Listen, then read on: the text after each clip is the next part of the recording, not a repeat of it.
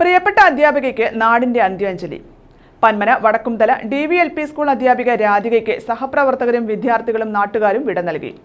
കുഴഞ്ഞു വീണായിരുന്നു രാധികയുടെ മരണം.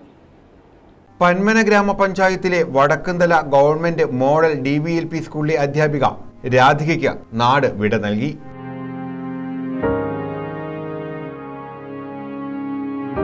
മൂന്ന് ദിവസം മുമ്പ് കുഴഞ്ഞു വീണ് മരിച്ച അധ്യാപികയുടെ സംസ്കാര ചടങ്ങുകൾ നടന്നു. കൊച്ചാളം വീട്ടിൽ കൃഷ്ണകുമാറിന്റെ ഭാര്യ രാധികയാണ് കുഴഞ്ഞു വീണ് മരിച്ചത്. 43 വയസ്സായിരുന്നു. സ്കൂളിൽ പൊതുദർശനത്തിന് വെച്ച മൃതദേഹത്തിൽ സഹപ്രവർത്തകരും വിദ്യാർത്ഥികളും ഉൾപ്പെടെ അന്ത്യോപചാരം അർപ്പിച്ചു.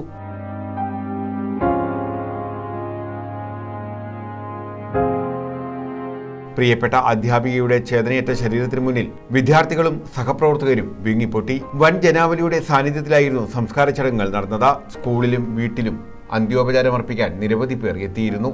News bureau, Chavara.